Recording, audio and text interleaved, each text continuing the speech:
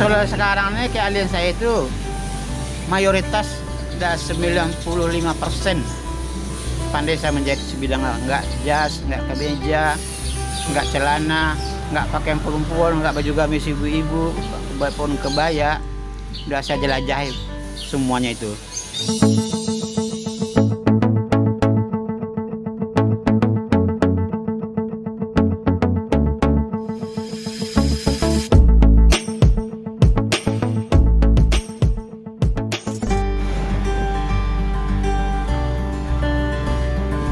Assalamualaikum warahmatullahi wabarakatuh, Sobat Mental Bajal Channel dimanapun Anda berada. Pada video kita kali ini sobat, kita akan mewawancarai seorang bapak yang mempunyai profesi sebagai penjahit, yang mempunyai pengalaman yang cukup unik. Bagaimana cara beliau mempelajari cara menjahit secara otodidak, dan beliau mempunyai usaha yang eksis sampai sekarang. Bagaimana kisahnya sobat? Ayo kita saksikan bersama. Cerita dari awalnya Pak.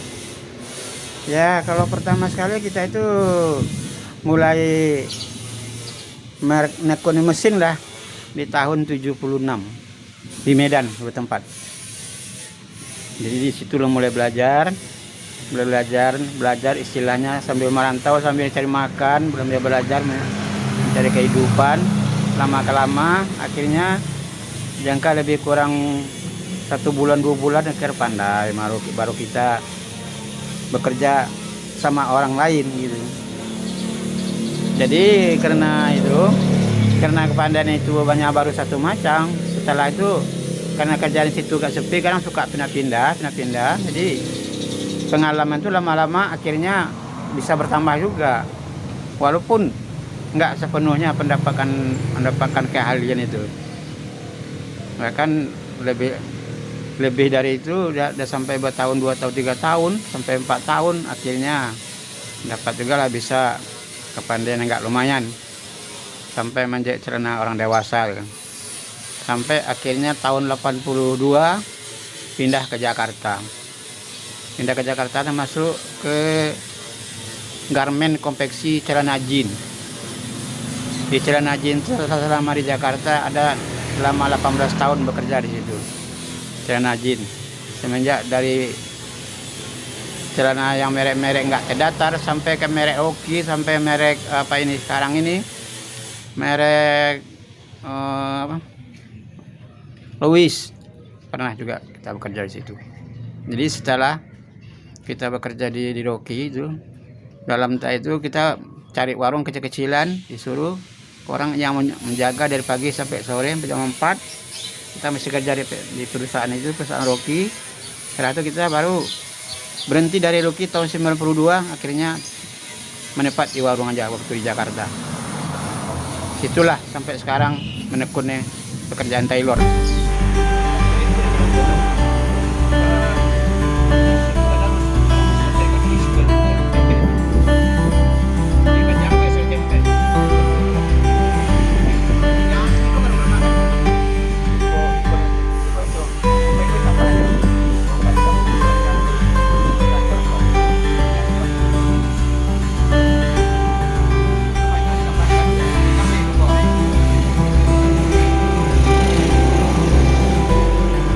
Bapak umur berapa tuh Pak? Waktu di Medan yang pertama kali Bapak ini ya, Bapak belajar itu umur berapa Pak? Umur 15 tahun. 15 tahun ya, udah merantau berarti Ya, Bapak? baru merantau baru. Bapak dari Sumatera Barat kan? Iya betul. Setelah merantau langsung belajar menjahit. Jadi akhirnya lama-kelamaan pandai juga di tukang jahit. Sampai sekarang masih bertahan. Nah yang jahit belajar pertama itu Pak, itu kursus atau gimana Pak? Bukan. Di situ tuh namanya disebutnya, kalau sekarang namanya kan barang apa? Kalau di Bukit Tinggi namanya barang ampe-angke. Kalau di Medan namanya barang kodian. Kalau disebut sekarang kalau di perusahaan di PT namanya konveksi. Jadi di konveksi itulah kita baru mulai menekuni pekerjaan itu. Jadi lama-kelama lantaran kita sering pindah-pindah pekerja tempat lain. Di tempat lain itu lain pula caranya, ada model orang tanggung yang dijahit, ada orang dewasa. Dia akhirnya lama-lama itulah jadi pengalaman peningkatan pekerjaan. Setelah itu pindah ke Jakarta kerja juga di garmen celana jin. Ada situ yang lama, sampai 18 tahun lama kerja di celana jin. Memang ada 2 tahun kita dagang, tapi dagang itu nggak memungkinkan karena kita nggak biasa kan. Nah, tetap kembali kepada jahit. Bagaimana Pak ceritanya Bapak bisa sampai ke Kota Batam, Pak? Jadi sampai di Kota Batam ini, setelah kita itu buka usaha di Jakarta, udah habis kerja kita garmen, menjadi tailor, buka usaha sendiri. Akhirnya waktu tahun 98 kan ada kerusuhan di Jakarta waktu pelancaran Presiden Soeharto dulu. Jadi karena itu pada dinilai perasaan kita merasa udah nggak aman lagi, rasanya hidup di Jakarta. Coba-cobalah seperti masuk ke Batam lantaran di Batam ini banyak family atau saudara gitu kan. Tahun berapa Pak? Tahun 98 masuk ke Batam. Pergi ke Batam cuma seminggu, seminggu pulang pergi. Seminggu pulang pergi, akhirnya dapatlah warung kecil-kecilan itu ditahan di namanya di Begong Seken. Nah, disitulah mulai buka jahit sampai ke Sungai Panas sekarang, tempat tinggal sekarang ini. Di sini dulu namanya lahan-lahan liar, orang banyak berfungsi jual beli situ, jadi kita ikut juga di sini. Akhirnya kita beli lahan liar itu. Nah, kalau Bapak keahliannya apakah ada juga yang baju wanita? Ini kan kalau baju laki-laki Bapak kan memang ahlinya di sini. Iya, betul. Nah, itu gimana Pak keahlian Bapak di menjahit ini yang untuk yang apa aja nih Pak? Kalau sekarang ini keahlian saya itu mayoritas udah 95% pandai saya menjahit sebidang, nggak jas, nggak kemeja, nggak celana, nggak pakaian perempuan, nggak baju gamis ibu-ibu, pun kebaya, udah saya jelajahi semuanya itu. Tapi tentu kita jahit, mana yang lebih cepat, mana mendapat uang agak lumayan, kan itu yang banyak yang kita ambil cepat ya kan. Apalagi kalau kerjaan lagi rame, kalau kita tuh lagi rame didesak sama orang itu, datang pula yang lain sementara, bisa-bisa yang kadang boleh kita terima tapi agak lama sedikit. Itulah namanya lika-liku dalam usaha menjahit namanya. Tapi kalau memang langganan lama kita itu nggak mungkin kita tinggalkan. Walaupun dapat borongan dari orang lain, itu istilahnya spontan itu. Ya. Tapi kalau langganan lama itu istilah demi untuk lama sama kita itu. Karena kita usaha nggak 1 hari 2 hari. Sampai kapan usaha kita tetap jalan juga di bidang jahit. Nah, ini Pak, saya lihat mereknya kan permak nih Pak ya. Ya. Kenapa Bapak bilang permak gitu Pak? Atau ke mayoritas banyak permak di sini? Saya bikin permak itu maksudnya semua saya terima, bukan yang baru saya terima, yang permak segala macam saya terima. Nah, kalau dari segi perbandingannya Pak, orang di sini banyak yang mempermak atau bikin baru nih Pak? Kalau seperti sekarang ini, memang kalau dinilai lebih banyak orang mempermak daripada yang bikin baru. Soalnya keadaan sekarang ini boleh dikatakan udah termasuk zaman udah susah sekarang ya, semenjak karena COVID corona kemarin ini kan.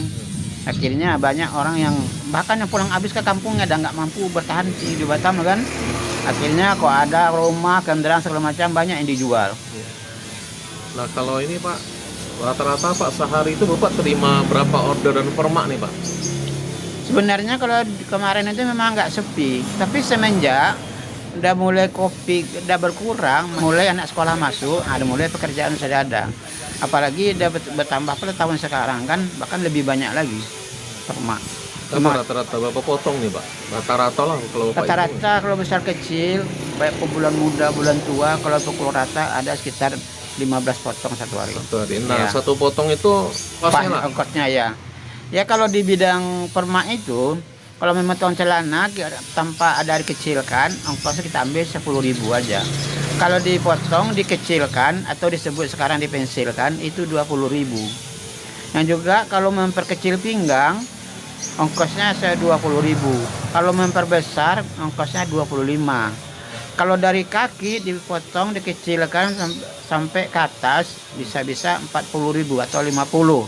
Kalau semuanya bongkar habis sama dengan seperti bikin baru, yang juga kalau dihitung kerjanya lebih berat mempermak daripada bikin baru, ongkosnya itu 80 sekarang ini.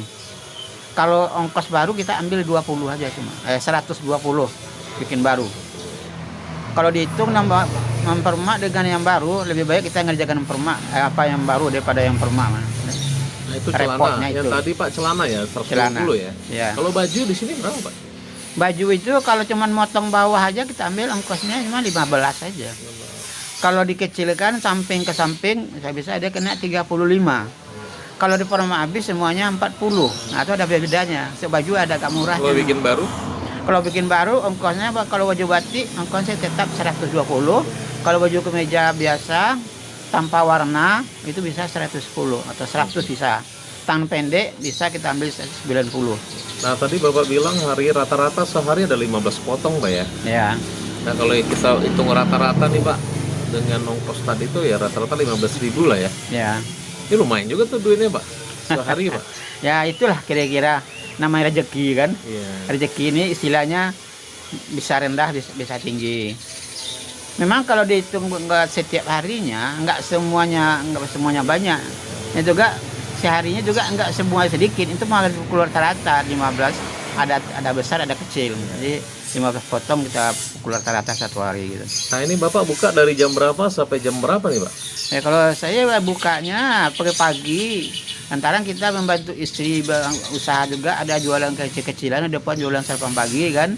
Buka kita di rumah, kita udah beres di rumah, nanti buka jam 9. 9 ya? Jam 9. Kalau sampai malam tuh nggak tentu, ada sampai jam 1 malam, bahkan ada jam 12, jam 10 malam juga ada, tergantung nama tempat kita sendiri kan. Kalau rumah sendiri begitulah, nggak tentu tutupnya itu. Nah, suka-suka kita aja. Nah, kalau hari libur buka juga Pak? Atau seminggu tuh 7 hari buka terus? Ya kalau nggak ada kegiatan lain ya kita tetap buka, kecuali ada acara lain mungkin kita tutup. Kalau kita ada acara lain, paman sore-sore itu jam 7 kita udah tutup. Nah, gitu aja. Pak, Bapak udah, saya lihat tadi dari awal Bapak udah belasan tahun juga ya buka ini. Udah berapa tahun Pak ya? Dari tahun 91, tahun 98. 98, ya, sekitar 24 tahun Pak. Nah, kita itulah. Oke, nah sekarang Bapak dengan usaha jahit ini kan, apa suka dukanya nih Pak? Ya kalau dukanya itu kadang-kadang kita itu kadang konsumen itu kadang banyak dia nggak mengerti cara-cara jahitnya. Kalau minta kita sekian, dibilangnya ketinggian, minta sekian, dan juga kerendahan nggak sesuai dengan pekerjaan kita. Itulah sebut dukanya. Kalau sukanya itu kerja itu istilahnya kita kerja di rumah, kita nggak banyak mengeluarkan biaya, terutama sewa rumah kita nggak bayar, nggak keluarkan. Dan juga kalau untuk jajan-jajan lain nggak seberapa. Nah, terus Bapak ya tergantung Bapak sendiri ya mau buka mau tutup gitu ya. Nah itu terserah aja. Gak ada yang ngatur ya. Suka-suka aja. Namanya usaha mandiri namanya. Nah Pak, dari pengalaman Bapak dari awal belajar sampai Bapak udah pintar, ini juga bisa membiayai hidup Bapak ya sebagai mata pencarian kalau saya lihat. Nah saya mau tanya Pak, apa sih kunci suksesnya ini Pak? Bapak bisa mandiri seperti ini Pak? Ya kunci suksesnya itu kita itu harus memberanikan diri. Walaupun menempuh jalan yang sempit atau jalan yang berliku, harus memberanikan diri. Walaupun banyak dari orang kan ejekan, caci segala macam, harus kita banyak kesabaran. Di situ akhirnya bisa di pengalaman. Lama kelamaan itu bisa jadi pengalaman, akhirnya keahlian itu bisa bertambah. Kalau kita nggak berani, bisa-bisa nggak bisa jadi dalam usaha mandiri ini. Kapan aja kita mau nunggu orang mau ngajar kita? Kapan kita minta tunjuk sama orang? Kadang kita aja kadang tak tunjuk orang kadang sibuk, kadang dia nggak mau. Dibayar kali sama duit dia tak mau. Tapi yang penting kemauan itu ya. Kalau tinggi kemauan, alhamdulillah keahlian itu bisa dapat. Tapi ya melalui kalikulah yang disebut tadi itu.